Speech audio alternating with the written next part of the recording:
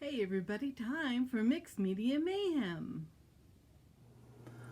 Hello, I've got my coffee this morning and we're going to start a mosaic. This is a gourd that I cut into a bowl form, cleaned and sanded the inside and the outside. I put tung oil on the outside because I really like all its markings, so I'm going to leave that natural. On the inside, we're going to do a mosaic of glass. Now, what I did on the inside after I sanded it is I put this clear pouring top coat on it by DecoArt. I've never used this before, so this is my first time using it. I kind of like the way it turned out. It's got a high gloss finish, just like it says. Now, in the bottom, I let it pool and harden, and it's nice and hard, so I can glue my glass onto it. The reason I put the top coat in there is the gourd is very porous, and I needed to make it less porous, because if I just put the glue on top of the plain gourd, it will soak right in and the glass won't have anything to stick to. So I put the top coat on to see how it would work, and I really like the results. So I think I will buy that more often.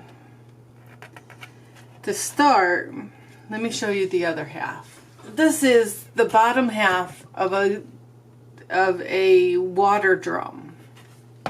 This is the top half.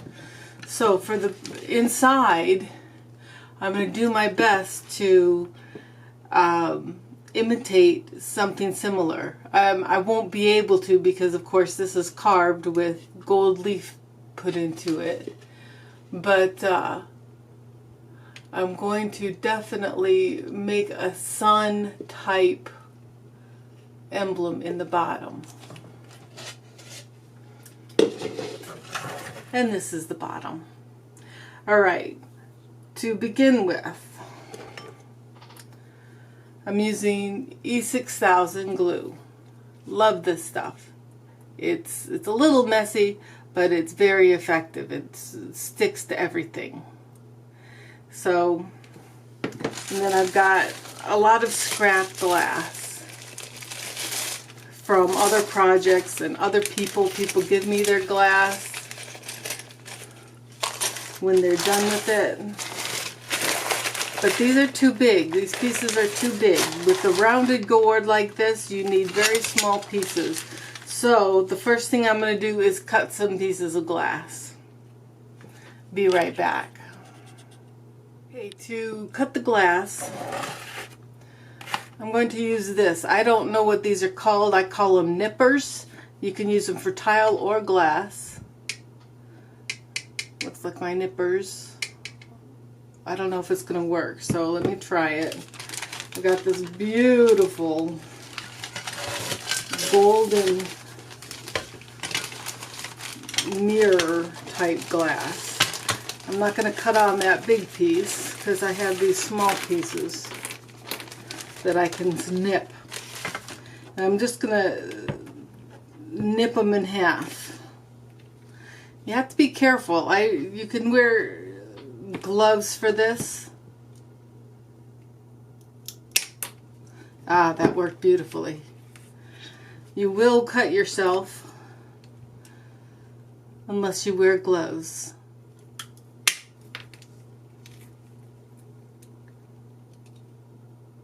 I'm using my hand to cover up the glass as I'm snipping it so it doesn't go flying like that one piece did. I have no idea where that piece went. Because stained glass could be expensive, but there are people who do you can go to a place that sells stained glass that specializes in it, and they have scrap pieces because they teach classes all the time, and you can buy those scrap pieces for very little. Also, people who, if you know anybody who does stained glass work, I got scraps from my sister-in-law, I got scraps from my sister, so, and I seldom need very much. because my projects are so small. I'm going to start gluing some down.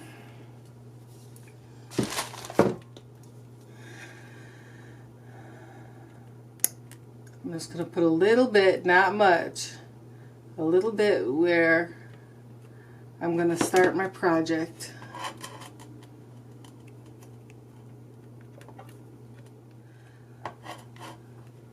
Now I'm going to use unsanded grout for this, so I'm going to put these tiles very close together. Now make sure when you put the glue on that you spread it out a little bit, because it will smush up between the tiles and that won't leave any space for the grout.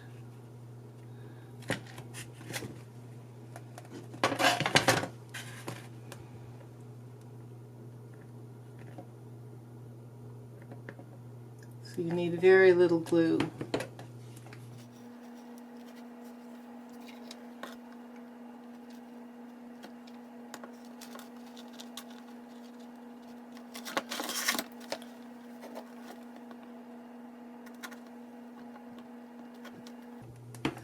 The glue is just a temporary hold. The thing that really holds this is the grout. Now the bottom is fairly flat, so I can use a bigger piece there. It's the roundness of the gourd that makes you need small tiles.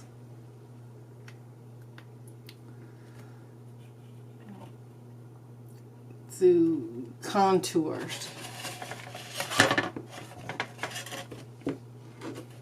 You have to be patient when you're doing the mosaic, because one, you have to let the glue dry for a good 24 hours, and two, you have to be patient enough. You have to have small pieces of glass. Again, I can't emphasize that enough, and it takes patience to cut them.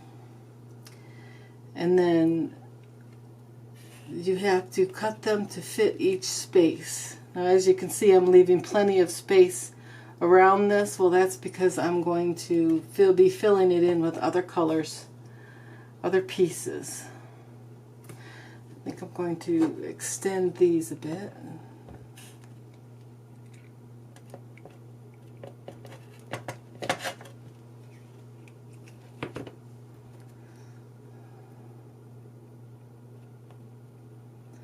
And I kind of have a plan in my head how I want it to look, but it's not anything put in concrete, so I can change my design anytime I want. Not too much from what's in my head, but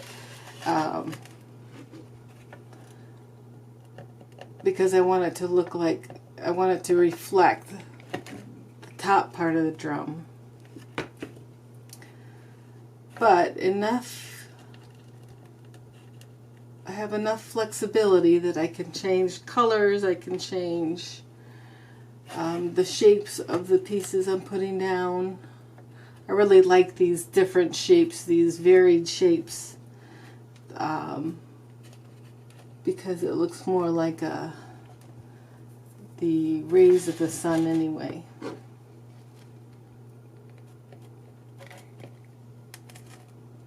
Oops, didn't want that there.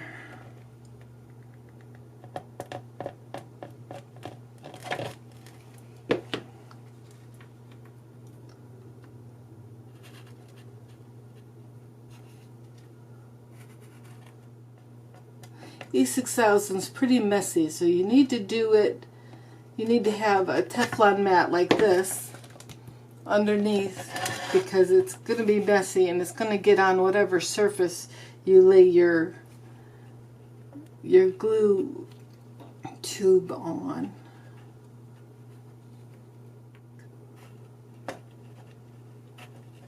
Okay. I'm going to let this dry a bit, and while I'm letting that dry, I'm going to cut some other colors. As you can see, there's always two sides, and you use the side that most fits your project. I've got on this, this really cool striated, I think that's how you say the word, side. And then on the other side is more of a solid orange, and this is probably the side I'm going to use, is the solid orange. I'll decide that when I put them down. But I'm going to go ahead and snip some of these, make them smaller, make them more usable to my purpose.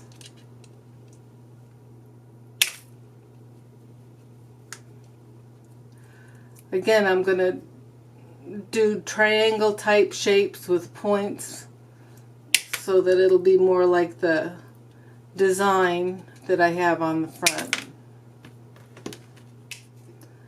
You don't have to worry too much about, at least I don't worry too much about conforming to any one certain shape, because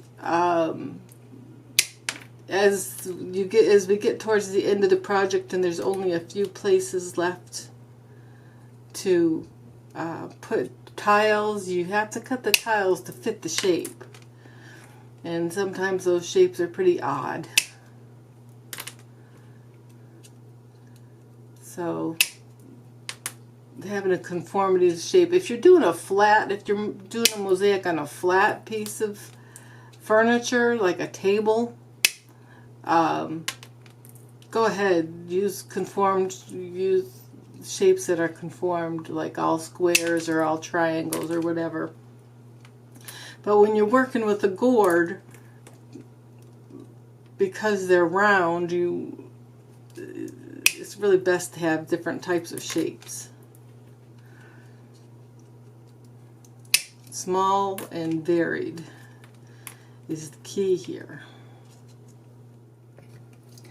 As you can see, things get pretty close, pretty fast when you're filling in like this. Hello, I'm back. I've got all the tiles in the inside, and I think it looks terrific. I put some beads on the outside, and I hid the wire with the glass tiles on the inside. So when I put the grout in, it will cover all of the rest of the wire from the beads, and also bring the whole picture together, and it'll really pop. Alright, so I have to let this sit for 24 hours to let the glue really cure, and then we'll put the grout on, and I'll see you when it's time to mix the grout.